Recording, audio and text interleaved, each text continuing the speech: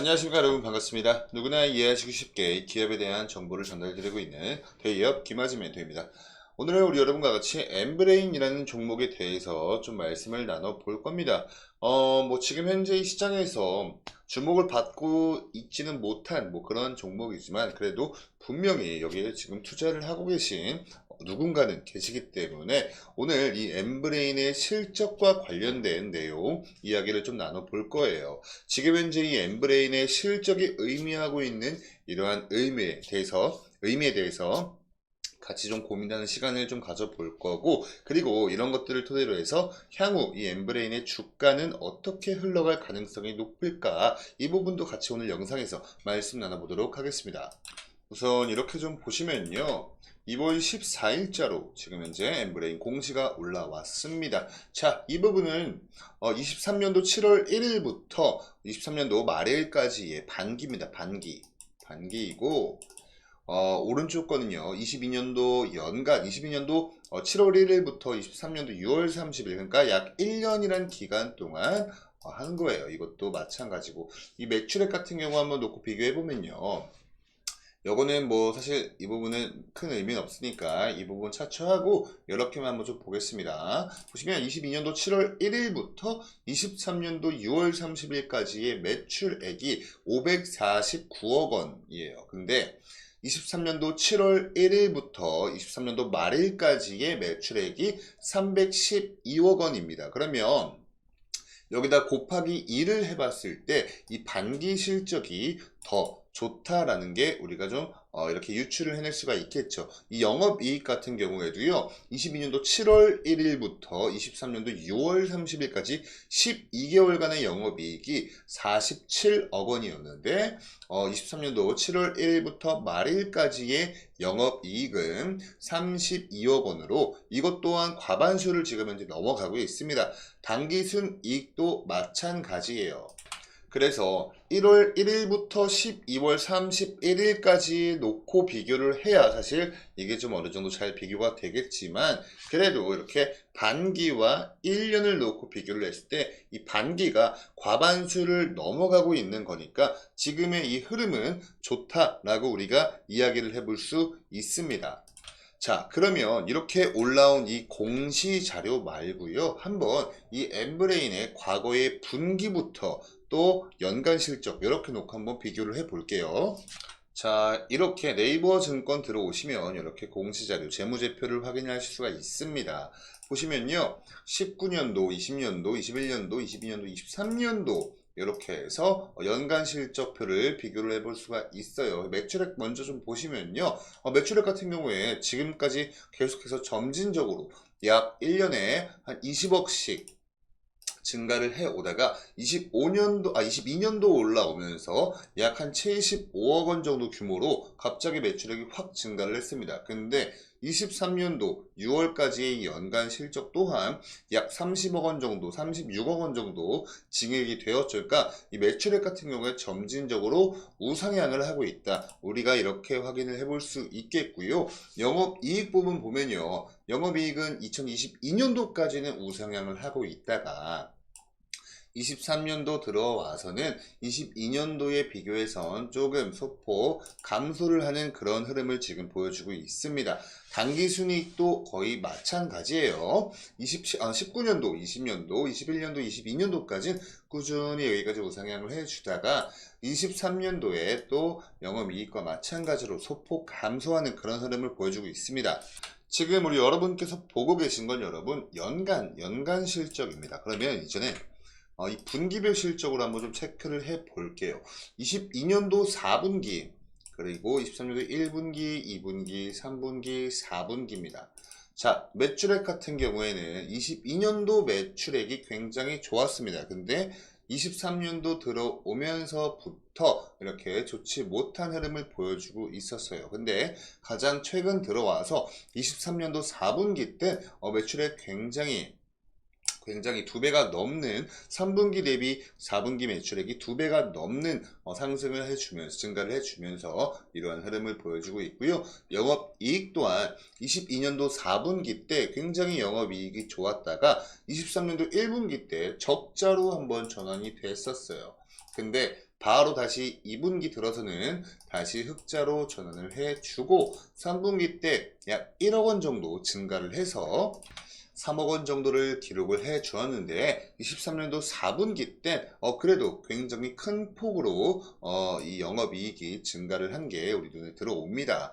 그리고 이 당기순이익도 마찬가지로 22년도 때 굉장히 좋은 4분기 때 22년 4분기 때 굉장히 좋은 당기순이익을 기록을 해 주었는데 1분기 들어와서 영업이익과 마찬가지로 적자로 전환이 되었다가 2분기 들어오면서 다시 당기순이익도 흑자로 전환이 되었습니다. 자, 그리고 23년도 4분기도 마찬가지로 가장 높은 매출액과 영업이익을 기록을 했었던 이 23년도 4분기 당기순이익도 굉장히 높은 수치를 기록을 하면서 1분기, 2분기, 3분기 실적을 어느 정도 만회해주는 그러한 흐름을 보여주고 있죠.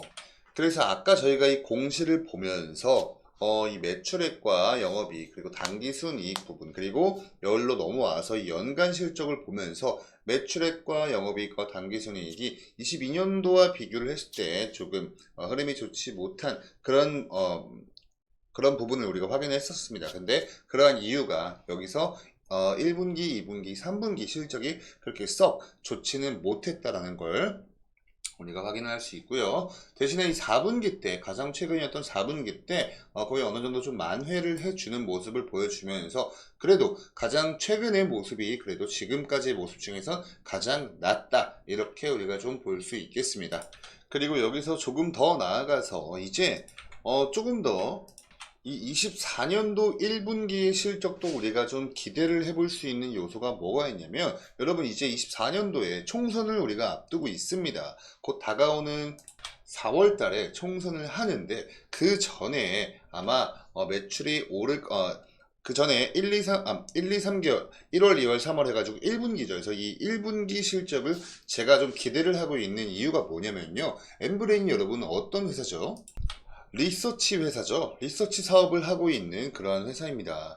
일단 이 주요한 매출 자체가 온라인 조사 상품 판매에서 발생을 하고 있어요. 뭐 소비자나 국민들로부터 제품 또는 서비스나 아니면 사회적 특정 이슈 등에 대해서 설문조사를 통해서 묻고 그리고 그 질문에 대한 다양한 의견과 태도들을 수집하고 정리하고 이것들을 데이터화를 해서 결과물을 노출하고 이것들을 이제 클라이언트들에게 제공을 하면서 그러한 사업을 영위를 하고 있기 때문에 이제 곧 앞으로 다가올 총선에 대비해서 국민들 대대적으로 아마 여론조사를 실시를 할 거예요. 그래서 아마 이때 이 엠브레인이 1월, 2월, 3월 하면서 굉장히 좀 좋은 성과를 내지 않을까 이러한 기대를 좀 하고 있습니다. 그래서 이젠 이걸 토대로 해서 엠브레인의 주가, 향후 주가 흐름의 향방은 어떻게 나아갈 가능성이 높을까 이 부분 한번 말씀을 나눠볼게요. 이렇게 차트로 와서 한번 좀 보시면요. 최근까지 이러한 박스권 형태를 띠면서 이 안에서 횡보를 해주고 있는 모습을 보여주고 있습니다. 자, 이때 잠깐 이 박스권 상단부 위로 고개를 빼꼼 내밀긴 했었는데 다시 바로 조정을 받으면서 박스권 내부로 다시 한번 들어왔어요. 이때 무슨 일이 있었냐. 이때 이 엠브레인이 자사주 약 15억 원 규모의 자사주를 취득하는 것을 결정을 했다라는 상식의 그런 소식에 이렇게 상승을 보여주었습니다. 보시면요, 시가총액이 570억밖에 안 되는 기업한테 이 15억 원이라는 돈은 굉장히 큰 돈일 수 있겠죠. 비중이 그래도 어느 정도 되는 거의 약 2%에서 3% 정도 되는 그러한 비중의 금액이기 때문에 절대 작다, 적다라고는 우리가 이야기를 할 수 없듯이 이때 이렇게 굉장히 좀 어느 정도 수급이 들어와 주면서 이때 잠깐 고개를 밖으로 빼꼼 한번 내밀긴 했었어요.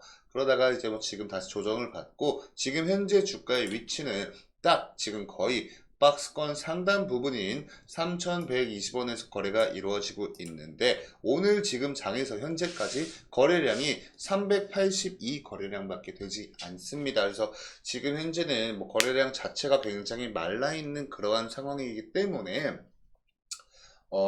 좀 이 부분을 이 거래량과 수급에 대한 부분은 좀 차치하고 나머지 부분은 그냥 정말 100% 기술적으로만 좀 말씀을 드리면요. 지금 단편적으로 확인이 되고 있는 이 엠브레인의 지지라인 같은 경우에 약 2,980원 요 근처에서 가장 최근까지도 지지를 받던 흐름을 보여주었어요. 그러다가 지금은 3,120원까지 약 130원가량 상승하는 모습을 보여주었지만 아직 이 박스권 상단부 돌파는 이루어지지 못하고 있습니다. 이게 좀 그래도 어느 정도 좀 수급이 받쳐줘야, 그래도 한 요 정도를 받쳐줘야 박스권 밖으로 좀 나갈 수 있는 그러한 뭐랄까 성장 동력이 상승 동력이 되어줄 텐데, 지금 자체는 어떠한 이슈 자체, 뭐 호재나 악재 뭐 이 둘 다 없는, 아예 이슈 자체가 없는 이슈의 진공 상태이기 때문에 한동안은 이 박스권 안에서 횡보를 이어갈 가능성이 높다라고 말씀을 드릴 수 있겠고,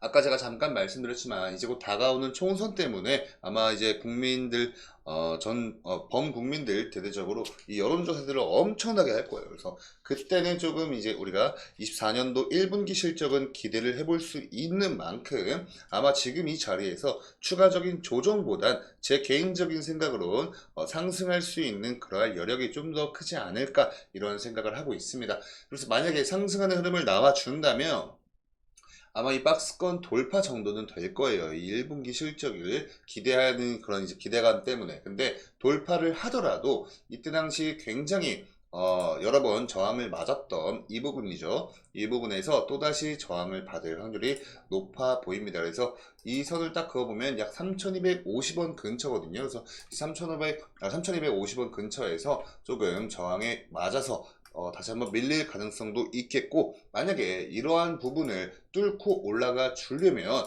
이 정도 수급으로는 안 될 것 같고요. 거의 그래도 이거 곱하기 한 2배에서 3배 정도의 수급은 들어와 줘야 되지 않을까, 이렇게 좀 개인적으로 생각을 하고 있습니다. 이거에 대한 근거는요, 여러분 이렇게 좀 놓고 보시면 이 박스권 상단 부분 이 위쪽으로 매물대가 굉장히 많이 형성이 되어 있어요. 그래서 지금 현재 위에서 아래로 누르고 있는 하방 압력이 강하기 때문에 이렇게 말씀을 드리는 거고요.